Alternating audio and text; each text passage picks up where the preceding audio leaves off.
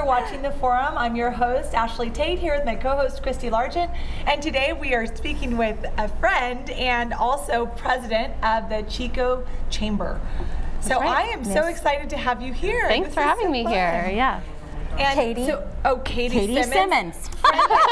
You don't need to know. No. Her name is Katie Simmons, and she's the president of the Chico Chamber. And it's exciting because you've done so much in the last 4 years, and I can't wait to hear about what you're doing. So. What's going on in Chico with the Chamber? Every day is different. I think that's something about the Chamber world that's really probably pretty unique, that every 5 minutes something new lands on my desk, and I have to kind of really think it through. But I would say in the last 4 years, the Chamber has really kind of accelerated light years into relevancy, I think, for the times. We've now been through a major recession, obviously, with the country and the city of Chico's financial issues. We've kind of come through those, I would say, as a team with the city and with the other agencies in Chico. And what we've been working really hard to do over the last couple of years specifically is really kind of look within the organization and work with our board and say, who are we and who are we going to be in the future? Because it's really clear that I think the Chamber model of the past is not going to meet the needs of businesses today. So how did you start that? I mean, I know it's a national conversation, right? How do we when was the Chamber founded? In early 1900s, right? So the earliest known records of the Chico Chamber date back from 1907. Wow. And there's some information, a directory of businessmen in Chico, and some really interesting language. But so we've been big shoes to fill. You do. Yeah, I think I'm the second female CEO. I'm not sure. That's amazing. But no, I mean, we've been around for 100 years, which is as long as almost the university and Enloe, and who were some of our founding members. And so we take our history really seriously, but we also recognize our role in kind of shaping the future of the community, especially coming through these really difficult times where it felt like we were kind of grasping in the dark. What's next? What's coming? And so I think just working with our board, with the businesses in Chico, on what do we want our community to look like, and what is our role in shaping that, and how do we leverage our partnerships and our relationship with the city. That's really been what we've been doing. I would love to hear more about that, because that sounds really proactive, working with the city. I mean, it feels like it should be. That should happen, but it doesn't always, right? You have a lot of head honchos, right? So it's hard to kind of corral everybody. How have you guys done that? Well, I can think of two examples. We started an economic development collaborative with the city called Team Chico, and that is a couple of agencies. So it's the Chamber, the city, the Downtown Chico Business Association, Alliance for Workforce Development, and 3Core, which is a seed fund agency. And we came together a couple of years ago, and recognizing that the city had lost staff, the Chamber had lost staff, the organizations were operating very differently, and we came together and said there are great needs in the business community and in the community at large. How are we going to tackle those as a team? And so we've been conducting monthly business walks. I think we've reached every business in Chico. Now, what is that? A business walk is the city manager and the chief of police and the agencies and volunteers, ambassadors from the Chamber.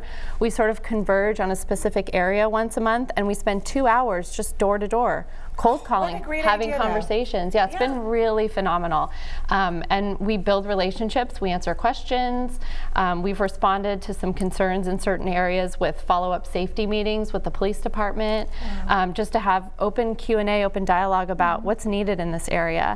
And so we've not only built relationships with, I would say, or have attempted to at least reach all the businesses in Chico, but we're trying to really talk to them about what matters in their business in that moment. And I like that it seems like you're kind of taking a holistic approach to business, that it's not just we want to help you make more money, but we also want to help make a safer environment and make it so that they have all the resources that they need. So what was kind of the brainchild behind getting all of the different agencies together? Like, how did you come up with that? I mean, I think I'm a natural collaborator. I like to work in a team. I think I'm most successful when I'm in a team, and I think the organizations prior to me coming on board had enough resources and could operate very independently, and there was a lot of propriety, which I think really was appropriate for the time. And when you come into an organization with far less resources than anyone's really used to, and you look around, and it was just, I think what we recognized was we're going to be stronger together, the community is going to be better for it, the businesses are going to be better served if we all combine a lot of similar resources. I mean, we were all trying to do outreach, so why don't we do it together? I think that's such a good idea. Yeah, and I think it's holistic too, because the concerns we've heard from the businesses are, you know, about the safety, quality of life issues, and so really coming and meeting a business right where they are and having a look at their space and talking about the issues, or even traffic or parking or whatever it happens to be, is really helpful. It is so combined, and I think about locally here in Reading, Sam, who owns the Carousel women's clothing store downtown Reading, has phenomenal space, just wonderful products, and her challenge is that the homeless are right there, and so they're not just there, but they're like, you know, defecating on her front porch, and she comes in. So this becomes, yes, she's a businesswoman, but public safety and the public reality of the downtown space is a huge part of her business, right? Yeah. So that you can really see the necessity, not just here in Reading, but obviously Chico, other communities are collaborating on how do we do this most successfully. Yeah, and I definitely think, you know, we've spent the last couple of years, definitely, I would say, looking at policy, talking with the police department about, you know, their outreach and the, you know, the posturing of the department, and I think what we're seeing now is just really terrific leadership coming out of our police department. We have a new police chief, Michael O'Brien, and he's really proactive and really responsive, and the department, with the return of what we call the target team, which is sort of a team that deals with quality of life concerns or chronic issues. I think with the return of these teams and a real positive police presence in Chico, people are starting to feel more hopeful. And you guys have that coordinated whole proactive aspect of every part of your team, which I think is huge. You know, I think before it used to be kind of reactive, and now you've changed that to proactive. So one of the things I wanted to ask you, going off of proactive, is how are you starting to kind of get the young business leaders?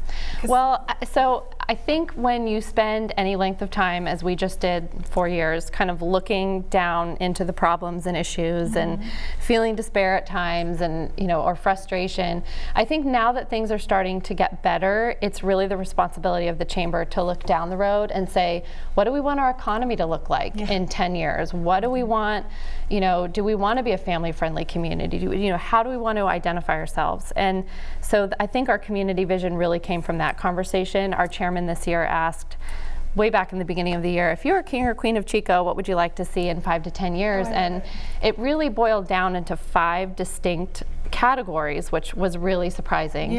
What were they? Safer community is tops the list. Let me ask you, who did you ask this question to? Our board, our ambassadors, our members. We talked to community members. We talked to our partners on Team Chico. Anybody who would answer the survey. But people were actually excited. But they were excited about the question because they were like, finally, we're looking ahead. You know, we're looking down the road. And so that was really exciting for us. So your top 5 were? Safer community. That was far and away, I would say, the top. We did a millennial survey, speaking of the younger generation, this summer, and that was definitely their top concern as well. Second to that is healthy city government. I think we all kind of recognize that when our government is healthy and when we have the resources we need, then we see the services come out of the city and then the quality of life. And so that's definitely something that is really important, to, obviously, to our economy and to the chamber. Thriving acre businesses. Really essential. The businesses that give the community identity, like Sierra Nevada Brewing Company, we want to make sure that they're rooted very deeply in Chico, that they're not considering moving headquarters elsewhere, you know, those kinds of things. And that includes, you know, the smaller businesses, the mom and pop, the backbone of our community.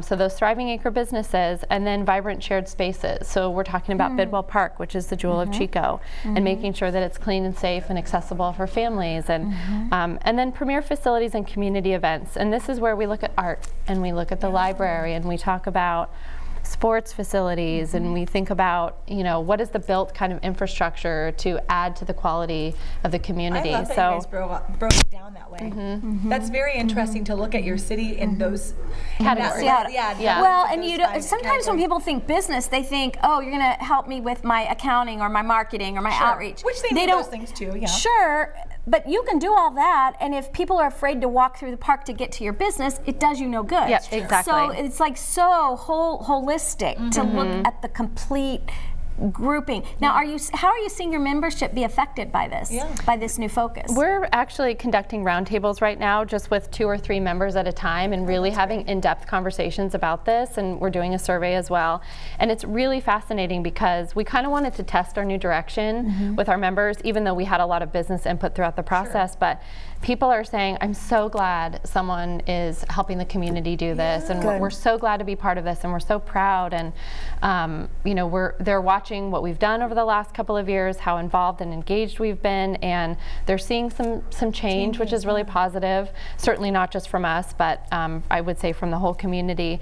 And we recognize too that someone even said it yesterday in one of our member roundtables. He said, you know, advertising is sort of DIY these days. You know, you hop on Facebook, or you know, so we don't need to be, you know, we don't need to be that advertising organization, but cultivating meaningful face-to-face time to build relationships through which commerce passes in Chico is also really important. But we want to make sure that when we're really cultivating that it's for a reason, that it's for our vision, or that it's to provide them with access to the city government, which is coming up as #1 on how do you want the chamber to spend its resources. We want access to the city government, which I think is really fascinating, and they want quality of life and safety. And the solutions are not simple, but the problems are pretty definable. And so I feel that we've done a lot of work just kind of getting to the place where we can say, all right, you know. You can set a course of direction. Exactly. And say, okay, this is what we're going to work on. But now outside of business and the chamber, can you tell us a little bit, because apparently Katie has tons of time, and so she's able to found a nonprofit called Girls Are Leaders. Yeah. So what is this all about? I am really inspired by my 10-year-old daughter, who was born a leader, which someone once said to me, she'll be difficult to raise, but she'll be an amazing leader. I've heard that. And yeah, so I just, I was really inspired, I think because of my position in the community, the relationships that I have with other women in leadership. We hosted a series of leadership forums for grade schoolers last year, and it was really phenomenal. So I really, you know, whether it's through that, or it's serving on the Girl Scouts of Northern California Board of Directors, or, you know, all of these other things that I try to put my time into as well. I really believe in leadership opportunities for girls, in, you know, breaking through barriers and doing all those kinds of things. And you're a great example of that. I try to be. And how did you end up as the head of the chamber?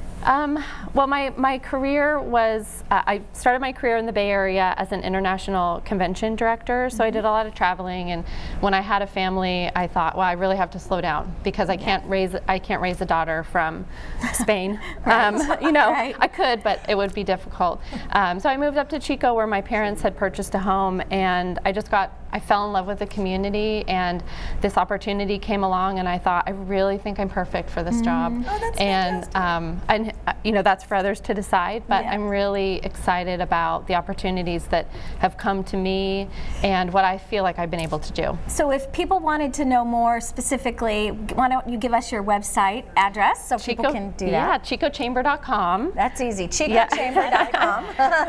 My door is always open. I love feedback from the community, so I would definitely encourage that as well. Good. Well, what a success story. It's nice to hear that, like, this is happening. The second half of our show, we get to talk with the city manager, right, from Chico, so we'll see how they dovetail together. That was it's really good to see you, like, take something that's been not as fresh and make it vibrant and fresh. So thanks for coming on, Katie. Yeah, thanks for having me. Thanks for watching. We'll be back in a few short minutes with the second half of our show, so don't go away.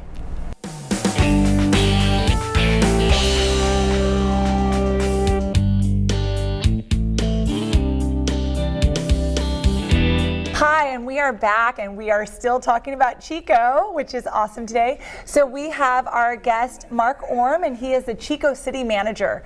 So I'm so excited because you guys have a lot of like symbiotic kind of relationship here with the Chico Chamber. Absolutely. So tell us about that first, like how you guys kind of got involved with that, and then I want to go into learning more about you. If you're looking at the collaborative partnerships that we've been able to achieve, been in Chico now for about 2.5 years. Yeah. And I've seen a tremendous amount of need to collaborate, and that's borne a lot of great fruit. Yeah. And so when you have somebody like Katie as the chamber executive director and CEO, you know, it makes it much easier to collaborate. It really does. Yeah. And so it's just been absolutely fabulous. You know, with the chamber, with a number of the other entities, Chico State, you go down the list of just really relevant and really important partners, and being able to connect with them has just been absolutely amazing. Chico's an amazing place in the first place. It really is. And then when you can actually work together as well, it makes it all that much better. Yeah, you guys have a beautiful city there. Yes. I mean, it's easy to want to keep it the way that it is. And so, how did you get started? Tell us a little bit about how you got into city government. And Sure. Yeah, well, I wanted to be a public servant. It's always been my heart. And it's one of those things that as you're growing up, you don't quite know exactly what that looks like. You take the courses, whether it's political science or history or whatever emphasis you might take, and then you come to realize that there's a lot more to it. And I have this heart for stewarding things in the right way. And then when it comes to the public domain, you want to ensure and steward things correctly. It's the public dollars, and it's vitally important. And so when I got into local government, it just made so much sense for me. That's where my heart is, and that's where my desire is, and it's been really wonderful, and I've been in it now for over 16 years. Previous to that, I did work at the federal level of government, and that was a lot of fun as well, but you can get a lot more done on the ground floor, which is local government. That's absolutely true. I have to say the funny part that we were talking about before the show, we found out a commonality. He didn't just like work at the federal level. He ran Mary Bono's campaign when she became Congresswoman Mary Bono after Sonny died, and you were involved with Sonny Bono, worked on the Hill in DC, and so he got to see really up close the federal world, and you really get a feel that like they're making laws for the people of the land, but now here you are at the local, and you really feel compelled that the local is more impactful, is a way to be very impactful. Yeah, I think it's been said that all government is local, and I was back many moons ago, I think, and it's so true. Back in Washington, you can appropriate funds, but you would never really see an end product. You're continually appropriating dollars and sending it back out to the varying agencies, and here at the local level, you actually get to build it. You actually get to do it. You actually get to see the impact and the smiles on the faces of those that are being able to reap the benefit of those improvements. It's a wonderful joy. And I like that you call it stewardship, because that's truly what it is. And people do really rely on you to do that for the city. And you really do become a public servant. I mean, I'm certainly not going to go into your salary or anything, but it's true that you're doing a lot more work than people realize. And what does thankfully it's rewarding. And what does a city manager do? Yeah, it's a great question. I think a lot of people wonder that. So what is it? You know, I see they always wear a suit. Yeah, you know what? They always look good. That's a good thing. Hey. When the opportunity arises where I can't wear a suit, I'm excited. So don't think that it's something that is enjoyable necessarily, but you know, look good. It's professional. You know, we're paid to professionally operate and run a city, and what does that mean? It means that you're held accountable by the elected officials. The public puts people in office, and they decide who those folks are, and those folks are responsible for assigning one CEO, one person to run the operations. Like in private industry, all businesses have their CEO or president, and they're in charge of all operations. And henceforth, what is a city manager? City manager is that buffer between the political body and the operations of the organization. So heavy responsibility, especially in a full service city like Chico. So I appoint the police chief, fire chief, administrative services director, every director in the city, community development, public works. And so you have to ensure that you are building a team that can achieve success.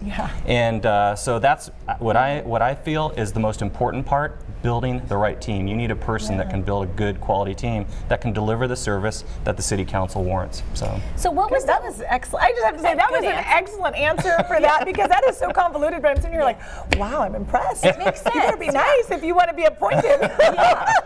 Play nice. Exactly. Awesome. Well, obviously you're very collaborative. You're team oriented. So you feel like it was clear. You think about you're running a team here. When you were working with Katie in the collaboration with the chamber, how did that actually work? I mean, like logistically, how did you decide who was doing what and so forth? Yeah, absolutely. Well, I think that's a natural occurrence. It's not something that you can construct. You can't manipulate it. I think that everybody has a talent within themselves, and that's true for business as well, private industry. Everybody has a specific thing that they do well.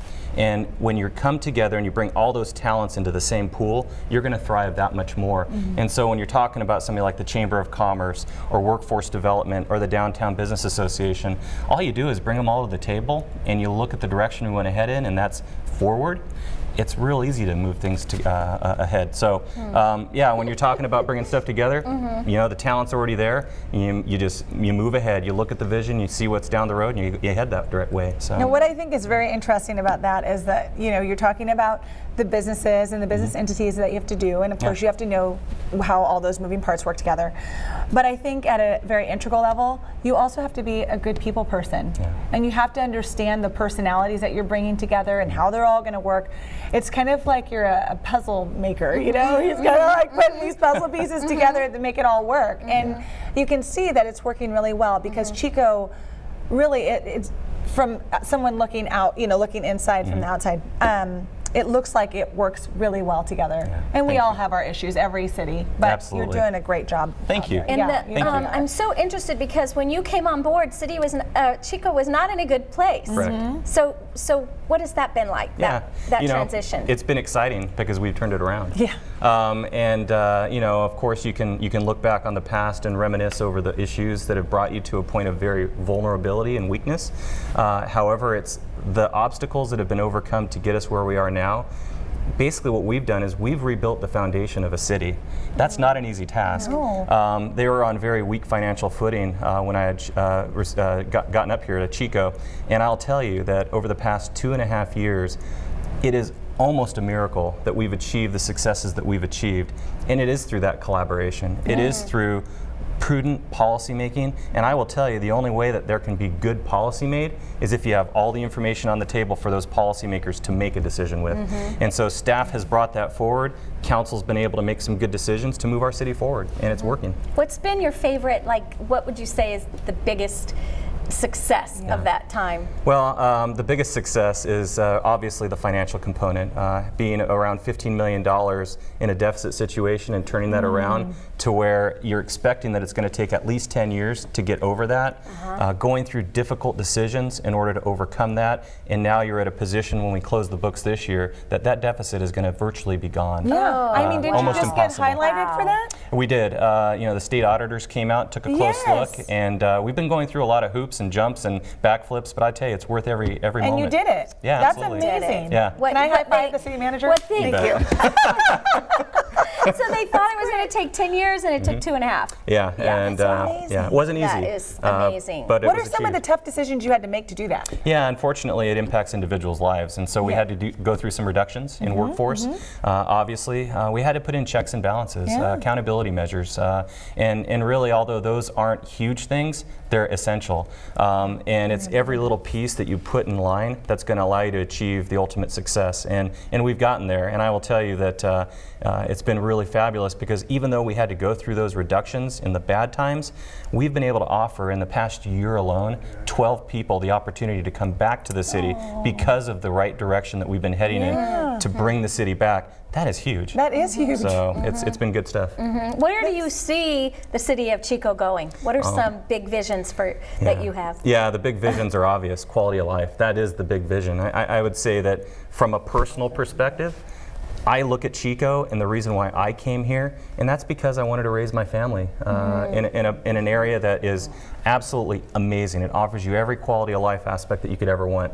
You know, it's got a college, it's got major business anchors, it's got an amazing workforce, amazing people, people who care about so much. They're so passionate. And I'll tell you, the vision for Chico is that improving upon that quality of life, making it better, ensuring that it's stable and that it stays there. And that's where we're at right now in the city's history, bringing things back to the basics and focusing. And it's and that's where we're going to get into the future, a better quality of life, and that's what it's all about. What do you see as the biggest challenge to that happening? Resources. It always is going to be resources. Right, you know, every city in the nation has had to deal with it from 2008 on, and with decisions that are made at state capitals and in the nation's capital, you know, there's always tugs and pulls. And how do you ensure that you have a stable resource revenue generator? And that's always going to be the biggest challenge. And we've been able to overcome that and try to get back to the basics, and that's helped a lot. That's great. Now, you have a family as well, right? I do. So how old are your kiddos, and what do you have? I mean, where did you come from? We don't know enough about you yet, so tell me where you came from, and then we heard a little bit in the beginning, so let's go back to basics. Sure, yeah. No, I appreciate that. Yeah, it's funny because I'm a very blessed man. I have a beautiful wife. I've got two wonderful, beautiful children, two amazing children, 10-year-old daughter, 7-year-old son, and just as you could see by the smile, the joys of my life. And so originally grew up in Southern California, spent some time on the East Coast, as you had mentioned previously, and I will tell you, coming here is just like a return home, because growing up in Southern California, it was really in smaller areas where there wasn't a large population, and with the growth of Southern California, it's just inundated not only the mind but the body. And being able to come up to a place like Chico where you can live the quality of life and that American dream of being able to raise your family in a really wonderful place has just been fabulous. So that's me in a nutshell. I love it, and the reason I wanted people to know about that is because I think they said that you were the first millennial to be. I'm not a millennial. We're Generation X. Generation X. Oh well, hey, I was giving you a compliment. I know. I appreciate that. No, I'll go with millennial. Sure. So, Generation X, very young though for a city manager.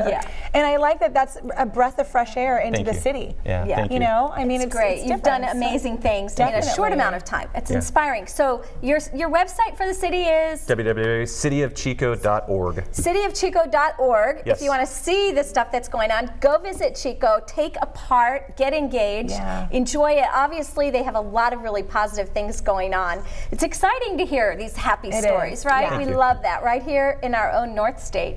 So thank you for coming on and being a guest with Katie earlier. What a nice show we've had, huh? Thank you. Thank you. Thank you for watching another great show here at the Forum. We'll look forward to seeing you again next week.